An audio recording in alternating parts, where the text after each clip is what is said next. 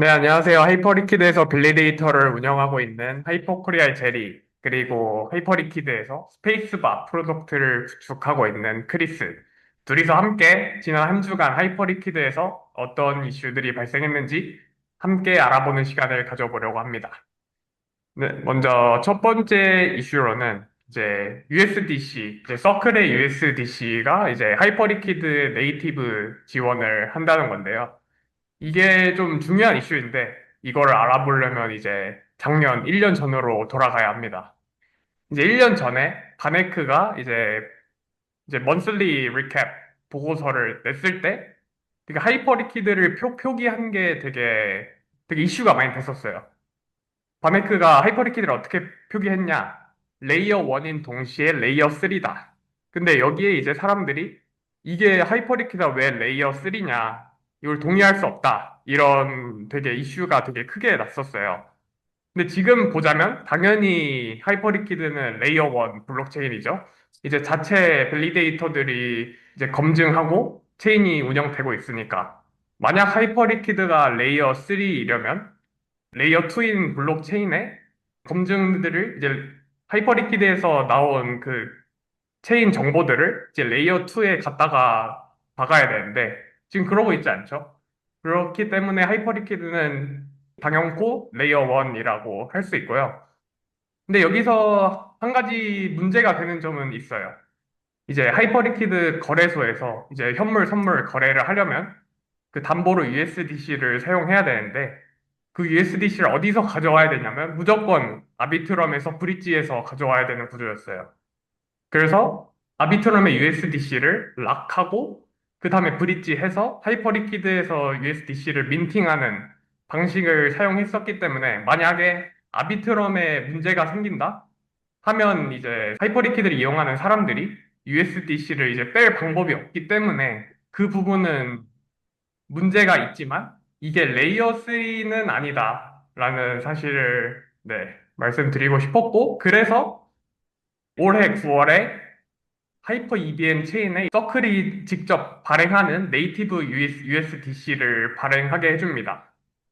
그래서 이게 되게 중요한데 CCTP가 뭐냐면 이제 전체 블록체인에 있는 USDC를 다 서클이 관리를 하고 만약 한 체인에서 다른 체인으로 브릿지 하고 싶다 하면 아까 아비트럼에서 하이퍼리퀴드로 넘어왔을 때 같은 경우는 아비트럼에서 USDC를 락하고 그 다음에 하이퍼리퀴드 체인에서 이제 민트하는 방식을 사용했었는데 이제 서클의 CCTP를 쓰게 되면 락한 다음에 민트하는 구조가 아니라 이제 burn and mint 그러니까 이제 하이퍼리퀴드에 있는 USDC는 랩된 자산이 아니라 이제 진짜 USDC가 서클이 보증하는 USDC다 라는 사실이기 때문에 굉장히 중요하고 하이퍼 EVM 체인에서는 USDC가 지금 운영이 되고 있고 이거는 네이티브다라고 알면 되는데 근데 여기서 또 문제가 발생합니다. 하이퍼 리퀴드는 기본적으로 체인이 두 개예요. 이게 실질적으로 보면 같은 체인인데 이제 이용자들이 좀 알아보기 쉽게 굳이 두 개로 구분하자면 이제 하이퍼코어라는 체인이 하나 있고 하이퍼 EVM이라는 체인이 하나 있어요. 그래서 하이퍼코어 같은 경우는 이제 거래소가 운영되는 체인이라고 보시면 되고 그리고 하이퍼 EVM 체인은 이제 범용 체인으로 어떤 프로젝트들이나 와서 빌딩 할 수 있는 그런 공간을 제공해 주는 걸 하이퍼 EVM 체인이라고 하는데 아까 말씀드렸듯이 하이퍼코어에는 아비트럼에서 넘어와서 랩핑된 USDC가 존재하고요. 그리고 아까 9월에 이제 서클이 지원해준 하이퍼 EVM 체인에는 이제 네이티브 USDC가 왔는데 이 두 개의 USDC가 사실 다르죠. 하이퍼 EVM에 온 거는 서클이 보증하는 네이티브 USDC인데 이제 하이퍼코어에 있는 USDC는 아비트럼에서 넘어온 거니까 이 둘을 같다고 볼 수 없어요. 그래서 원래는 하이퍼코어랑 하이퍼 EVM 체인 사이에서는 자산들을 왔다 갔다 해주게 하는 트랜스퍼 기능이 있어요. 그래서 예를 들어서 하이프 토큰, 이제 하이퍼리퀴드의 네이티브 토큰이죠. 하이퍼 토큰 같은 경우에는 이 하이퍼코어랑 하이퍼 EVM 사이를 이제 자유롭게 넘나들 수 있어요. 이 트랜스퍼 기능을 통해서. 근데 이 USDC는 둘의 근본 자체가 다르기 때문에 지금 왔다 갔다를 못하고 있는 상태입니다. 그래서 되게 불편함이 많았어요. 하이퍼코어에 있는 USDC로 하이퍼 EVM에 보내고 싶은데 이거를 가능하게 하려면 하이퍼코어에서 아비트럼으로 보내고 아비트럼에서 다시 하이퍼 EVM으로 넘어와야 되는 이 불편한 구조가 만들어져서 사람들이 아 이거 언제 연동해주냐 불만이 많았었죠. 저도 되게 불편했고 그러던 와중에 이제 드디어 오늘 이슈가 나옵니다. 지난주에 이제 서클이 하이퍼코어랑 하이퍼 EVM이랑 연결해줬어요. 그래서 이제 USDC를 그 두 체인 사이에서 왔다 갔다를 할 수 있습니다. 근데 여기서 알아봐야 될 거는 뭔가 좀 부족해요. 뭐가 부족하냐? 아까 말씀드렸듯이 하이퍼코어에서 있는 USDC랑 하이퍼 EVM에 있는 네이티브 USDC의 양은 확연히 다릅니다. 당연히 하이퍼코어에 있는 거래소에 있는 USDC가 훨씬 많고요. 하이퍼 EVM으로 넘어온 네이티브 USDC는 개수가 굉장히 적어요. 그래서 왔다 갔다 할 수 있게 하는 USDC는 아직 하이퍼 EVM의 USDC밖에 없습니다. 그래서 왔다 갔다 할 수 있는 양 자체가 굉장히 적어요. 그래서 이거를 좀 한눈에 알아보기 위해서 좀 모식도를 만들었는데요. 이제 1번, 2번은 원래 존재하던 기능들입니다. 아비트럼에서 하이퍼코어로 랩해서 가져오는 브릿지하는 방식. 그다음에 2번은 다른 뭐 이더리움이나 베이스나 다른 EVM 체인들에서 이제 하이퍼 EVM으로 서클이 이제 인증하는 CCTP를 통해서 이제 넘어온 자산들 이렇게 두 개로 구분이 되는데 아까 말씀드렸듯이 하이퍼코어에 있는 USDC 양이 하이퍼 EVM에 있는 USDC 양보다 훨씬 많아요. 하지만 지금 이제 3번 지난주에 도입된 이제 하이퍼코어랑 EVM 사이에 왔다 갔다 할 수 있는 USDC는 이 1억 USDC밖에 없다. 그래서 만약에 하이퍼코어에서 하이퍼 EVM으로 USDC를 직접 이 3번을 통해서 보내고 싶은데 하이퍼 EVM에 더 이상 남은 USDC가 없어. 그러면 네, 실패합니다. 이 트랜잭션. 그렇게 하려면 아까 말씀드렸던 대로 하이퍼코어에서 아비트럼 보내고 아비트럼에서 다시 하이퍼 EVM을 보내야 되는 이런 상황이 발생을 해서 아직은 한계는 있다. 그래서 이거를 좀 극복해야 되고 그래서 최종적으로는 이 아비트럼에서 넘어온 이 브릿지를 없애고 그 다음에 이 4번 이제 모든 체인은 뭐 아비트럼도 뭐 CCTP V2에 포함이 되긴 하는데 그래서 이 삼각형 구조를 만드는 게 이제 최종 목표다. 하이퍼코어, 하이퍼 EVM, 그 다음에 CCTP 이 세 개만 운용하려고 지금 개발을 하고 있습니다. 그래서 이건 아직 진행 중에 있고요. 그러면 아비트럼에서 넘어온 USDC를 어떻게 다 딴 걸로 바꾸냐를 이제 하이퍼 드라이브라는 팀의 CEO 카인이 이 방법을 좀 말을 해서 좀 인용해서 가져왔는데요. 이제 이 아비트럼 브릿지에서 이 하이퍼 리퀴드가 탈출하는 방법은 이제 두 가지가 있다. 이제 첫 번째는 이제 아비트럼 브릿지 자체를 정지시키고 이 아비트럼 브릿지를 통해서 서클로 USDC가 넘어갈 수 없게 블랙리스트를 설정해서 아예 고립시켜 버리고 그 동일 금액만큼을 하이퍼 EVM에 강제로 민팅 시킨다. 라는 게 이제 첫 번째 방법이고 이제 두 번째 방법은 하이퍼리퀴드의 노드를 업그레이드 한다.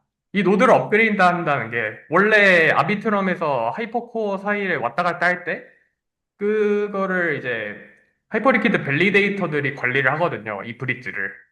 그래서 아예 이 하이퍼코어에서 아비트럼으로 넘어갈 USDC를 랩된 USDC를 그냥 주소를 바꿔서 서클로 보내버리자. 그래서 서클로 보내서 이거를 소각을 시키자. 그리고 그 같은 수량만큼 서클이 하이퍼 EVM에 USDC를 강제로 민팅 시키자. 라는 게 두 번째 방법인데, 이게 두 번째 방법이 진행되려면 시간이 아무래도 소요되겠죠? 일단 누군가는 출금을 해서 해야 그거를 소각시키고 또 강제 민팅을 진행할 텐데, 이거는 일단 노드 업그레이드 해야 되고, USDC를 다 서클로 넘겨야 되고, 강제 민팅도 해야 되고, 그래서 이런 과정을 하는 데까지 시간은 좀 걸릴 것이다. 이게 한 번에 단기간 내에 이루어질진 않을 것 같고, 그래도 어느 정도 시간은 들 것으로 예상은 됩니다. 네, 혹시 이거 관련해서 질문 있으실까요? 제 생각에는 어떤 네. 방법이 더 나은 것 같나요? 일단 쉬운 거는 1번이 당연히 쉬울 것 같고요. 왜냐면 일단 2번 같은 경우는 아까 말씀드렸듯이 그 하이퍼코어에 있는 USDC를 다 빼내는 작업이 일단 필요한 거잖아요. 근데 1번 같은 경우에는 지금 상황에서 그냥 딱 동결시키면 그 포인트가 딱 있잖아요. 동결되는 포인트가 딱 있을 거고 그냥 그거만큼 하이퍼 EVM을 발행시키면 되니까 1번이 좀 더 쉽지 않을까 하는 네, 생각은 있습니다. 근데 그래도 좀 더 탈중앙화된 방식으로 간다 하면 2번이 좀 더 맞는 방법인 것 같기도 하고요. 그래서 밸리데이터들이 또 합의를 통해서 이런 일들을 관여를 하는 거니까 그건 또 의미가 있을 음. 거라고 보고 있어요. 근데 혹시 다른 저는 질문? 뭔가 네. 그 하이플리크 팀에서 음, 이 문제가 생길 거를 음, 사실 알고 있어서 음, 알고 있었는데 그냥 시간이 걸려서 못했는지 아니면 음, 운영을 하다 보니까 이런 문제가 있어서 아, 이렇게 해야 되겠구나 라는 음, 걸 생각했는지도 조금 뭔가 음. 궁금하네요. 아, 그거에 따라 제 생각에는 어떤 방법을 찾느냐가 이제 중요할 것 같은데, 음. 근데 사실 이거 어, 하이퍼리퀴드 팀은 당연히 알고 있었고요. 그래서 네. 이거를 서클 팀이랑 같이 해결하려고 시간이 많이 걸렸다고 저는 생각하거든요. 음, 사실, 사실 이 EVM 트랜스퍼라는 게 그냥 지갑 연결만 하면 끝나는 작업이거든요. 그래서 이거는 솔직히 그렇게 오래 걸릴 작업은 아닌데, 이 두 가지 USDC가 존재하니까 이걸 어떻게 해결해야 될지를 이제 제 생각에는 하이퍼 리퀴드 팀이랑 이제 서클이랑 대화를 하면서 이거 어떻게 할까 그 이미 고민을 하고 지금 하나하나 순차적으로 진행을 하고 있다고 저는 생각해요. 그래서 지금은 어느 정도 과도기적인 현상이다. 이 정도는. 근데 뭔가 CCTP를 하이퍼코어에 먼저 적용을 못 시킨 이유가 있나요? 음, 왜냐면 그거를 이미 네. 하이퍼코어에 했으면 조금 더 음, 하이퍼 EVM 넘어갈 때도 그냥 자연스럽게 같이 넘어가면 안 되나라는 생각이 드는데, 이게 네. 기술적으로 안 되는 건지 음. 아니면 다른 이유가 있는지도 좀 궁금하네요. 네, 제가 생각했을 때는 이 하이퍼코어랑 CCTP를 연결하는 거는 이제 최우선 작업이 되어야 한다고 생각해요. 일단 하이퍼코어랑 CCTP V2를 연결한다는 게 결국 하이퍼 리퀴드 내에 하이퍼코어랑 하이퍼 EVM 포함해서 존재하는 USDC를 모두 네이티브 USDC로 바꾸겠다라는 게 최종 목표거든요. 근데 그냥 처음부터 이 CCTP V2를 연결해 버려도 어차피 얘는 그대로 있으니까 결국 이 삼각형 구조가 나오지 않는 거죠. 얘는 결국 없애줘야 되는데 제 생각에는 이거를 4번을 먼저 연결해 버리면 1번 작업할 때 좀 더 귀찮을 것 같아요. 저는 약간 그거였어요. 아예 아비트럼 브릿지를 해서 이제 넘어오는 게 아니라 아예 애초부터 음. CCTV를, GPTP를 이제 하이퍼코어에 적용을 시키면 아, 어땠나라는 생각을 한 거거든요. 그거는 이제 하이퍼리퀴드가 개발된 지 한 2, 3년 됐잖아요. 네. 그때는 CCTP가 없었을 거예요. 그래서 그때 CCTP가 있었다면, 그래서 네이티브 USDC를 가져올 수 있었다면, 당연히 하이퍼리퀴드도 그거를 이용을 했을 텐데, 그리고 하이퍼리퀴드가 이만큼 성장했으니까, 사실 서클이 지원해주는 거거든요. 그렇게 작은 팀들을 서클은 지원해주지 않을 것 같아요. 이런 수고스러움을 걔네가 굳이 감당할 필요가 있을까? USDC가 이미 하이퍼리퀴드에 뭐 몇 빌리언, 몇십 빌리언 넘어왔고, 하이퍼리퀴드가 USDC를 많이 이용할수록 서클 자신들한테 이득이거든요. 발행된 USDC의 그 지급 준비금을 다 자기들이 가져가니까. 그래서 하이퍼리퀴드는 그들에게 있어서 굉장히 큰 수입원이고 고객인데, 네, 그래서 지금 이런 작업들을 다 해주는 거고 계속 USDC 쓰라고 사실 계속 하는 거죠, 얘네가. 그래서 정리하자면 이제 그런 기술을 처음부터 도입할 수 있었으면 당연히 도입했을 거지만 그때 당시에는 이 기술이 존재하지 않았고 그렇게 작은 팀에 서클이 지원해주지 않았을 것이다. 라는 게 제 생각입니다. 혹시 더 없으시면 다음 거로 넘어갈까요? 네, 넘어가시죠. 네, 오늘의 두 번째 이슈는 이제 키네틱의 HIP3 마켓입니다. 먼저 키네틱에 대해서 프로젝트에 대해서 모르시는 분들도 있을 것 같아서 좀 배경 설명을 해드리자면 키네틱은 하이퍼 EVM 체인에서 TVL 얼마나 많은 자산들이 그 프로젝트에 묶여 있냐 수치를 기준으로 1등인 프로젝트고요. 얘네가 어떤 걸 하느냐? 이제 리퀴드 스테이킹 토큰이라는 걸 발행합니다. 이제 이더리움 체인의 라이도 그리고 솔라나 체인의 지토 같은 프로젝트죠.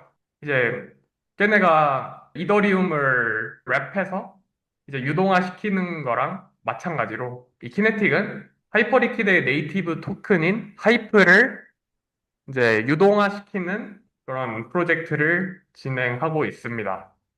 그리고 이 키네틱 같은 경우는 이제 하이퍼리퀴드 거래소를 이제 초반부터 이용했던 좀 오지들이 이제 개발한 프로젝트여서 되게 이 생태계 안에서 되게 관계도 좋고 커뮤니티도 잘 활성화되어 있고 되게 하이퍼리퀴드계 인싸인 프로젝트예요. 그래서 고래들이 다 키네틱에 예치하기도 하고 네, 그런 프로젝트라고 볼 수 있고 그래서 이 키네틱의 가장 큰 프로덕트를 좀 네 가지로 볼 수 있는데, 아까 말씀드렸듯이 리퀴드 스테이킹 토큰 발행하고, 근데 그 리퀴드 스테이킹 토큰을 발행한다는 것은 그 하이프를 결국 밸리데이터에 예치한다는 거거든요. 그래서 그 밸리데이터가 지금 24개 정도 되는데, 이 중에서 어디에 예치할 거냐를 보고, 이제 키네틱은 스테이크 허브라는 거를 만듭니다. 스테이크 허브가 뭐냐 하면, 그 밸리데이터가 24개나 있는데 이 중에서 누가 가장 운영을 잘하나 그거를 이제 수치화해서 스코어로 나타냅니다. 이제 0점부터 100점까지. 그래서 이 스코어가 높은 상위 10개 밸리데이터에 우리가 발행한 LST에 해당하는 하이프를 나눠주겠다, 10개. 그런 프로덕트가 이제 스테이크 허브고요.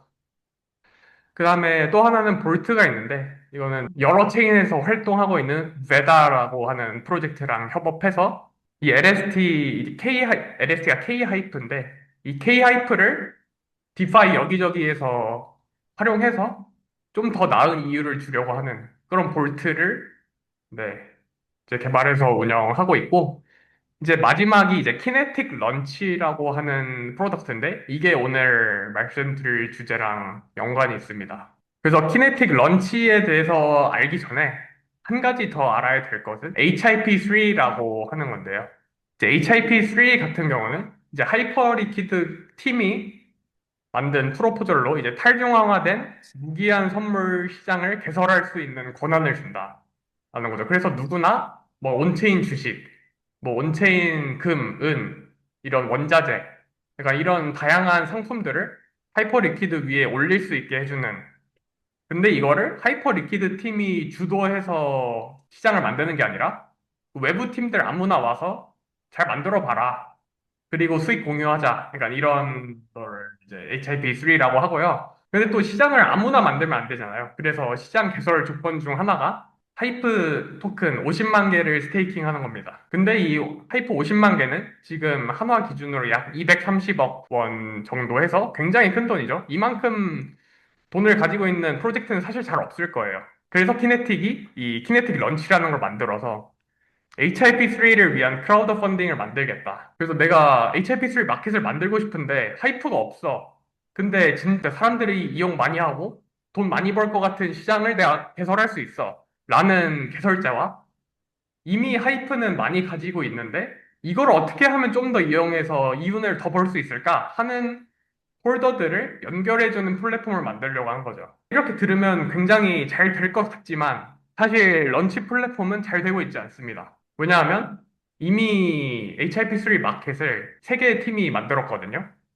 이제 trade.xyz라고 하는 원체인 미국 주식을 하는 회사 하나, 그 다음에 펠릭스라고 하는 주식도 하고 원자재도 하고 이것저것 하는 팀 하나, 그 다음에 하나는 벤처스라고 이제 프리-IPO 마켓을 만드는 개설자가 이렇게 세 가지가 있는데 이 셋 다 이 키네틱 런치를 이용하지 않았습니다. 이제 첫 번째 프로젝트 같은 경우는 원래 하이프가 많아서 그냥 그걸로 시장을 개설했고요.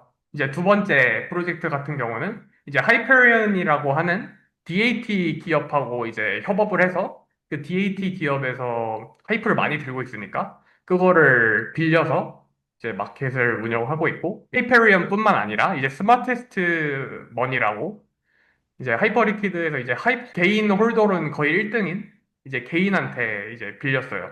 그게 고래죠. 고래한테 빌렸고. 그다음에 세 번째 프로젝트 벤처스 같은 경우에는 키네틱 런치를 이용하는 게 아니라 이제 자체 LST V 하이브를 발행해서 그 하이프를 조달해가지고 지금 아무도 런치 플랫폼을 이용하지 않고 있습니다. 그래서 굉장히 좋지 않아서 그래서 아무도 안 써주니까 그냥 우리가 만들자라고 해서 나온 게 마켓이고요. 물론 그렇다고 팀이 말한 거 아니고 그냥 제 생각이지만 그래서 아무도 안 써주니까 우리가 만들자 해서 키네틱이 빌딩을 했어요.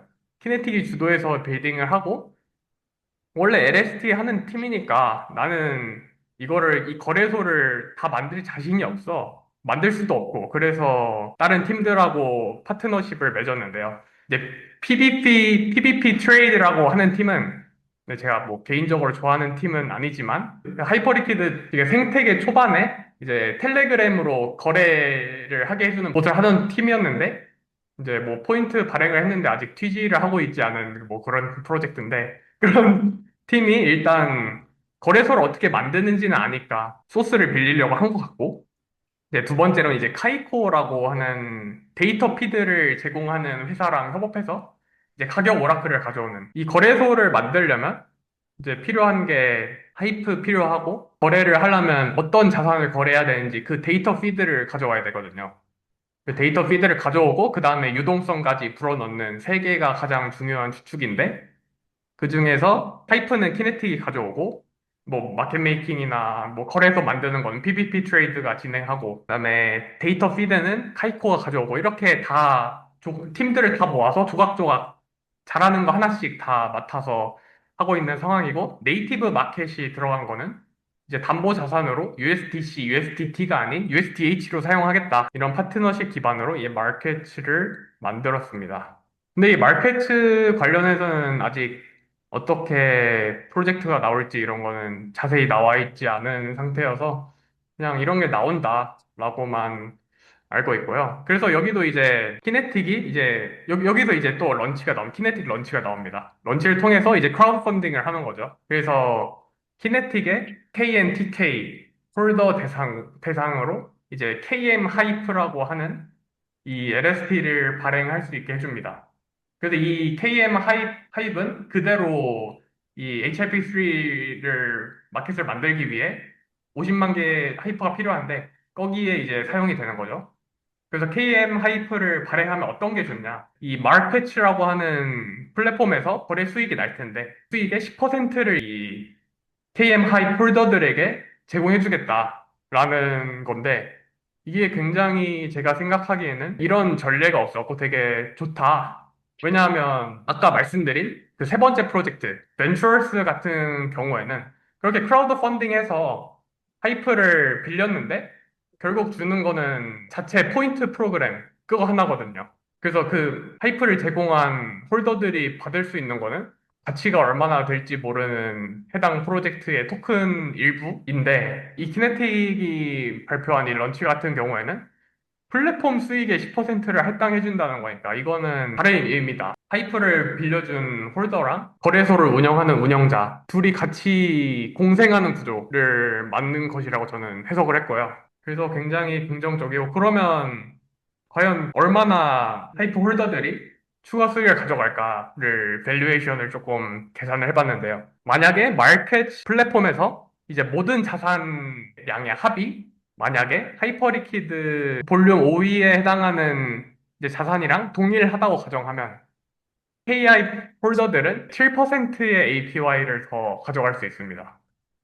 그렇게 되면 K 하이프를 만약 홀딩하고 있다면 이제 기본적으로 리퀴드 스테이킹 토큰이 가져갈 수 있는 스테이킹 이율 2.2% 정도 수익에 이제 마켓 수익 7%가 들어가면 9% APY가 나올 수 있는, 그래서 홀더들의 혜택이 굉장히 크다라고 볼 수 있고요. 그래서 이거를 또 다른 프로젝트들이랑 비교를 해보면 이제 아직 출시는 안 했는데 이제 오늘 출시한다고 하는 하이에나라고 하는 프로젝트는 LST 프로젝트 2등인 ST 하이브라는 프로젝트한테서 하이프를 빌렸는데 거기서는 이제 추가 이율로 제가 기억하기로는 한 2%에서 3% 정도 고정된 수익만 제공해 준다고 했는데 그것보다는 이 거래 수수료를 이렇게 공유하는 모델이 더 좋지 않나, 더 맞지 않나라는 생각은 듭니다. 네, 혹시 이거 관련해서 뭐 질문 있으실까요? 저도 뭔가 이거를 본 적도 없고 처음으로 하는 것 같아서 되게 신기하고 제 생각엔 가장 큰 장점이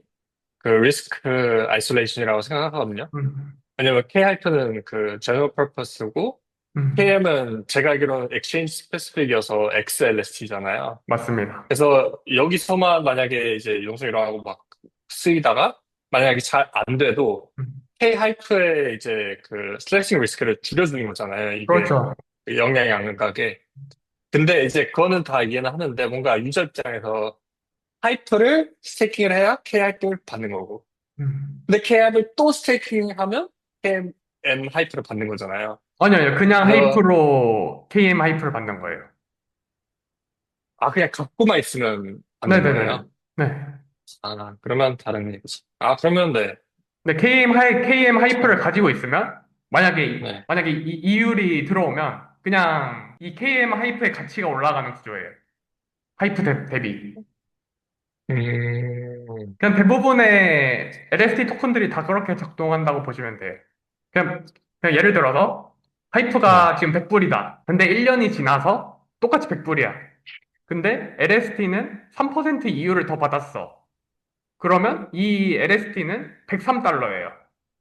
하이프는 네. 100달러인데. 그러니까 이런 식으로 가격이 측정됩니다. 네. 그런 말이 듭니다. 네. 네, 혹시 그거 외에는 뭐 없습니다. 다른 코멘트는 없으신가요? 네, 네. 그러면 12월 1주차 이슈는 이 정도에서 마무리하고 또 다음 주에 또 뵙도록 하겠습니다. 감사합니다. 감사합니다.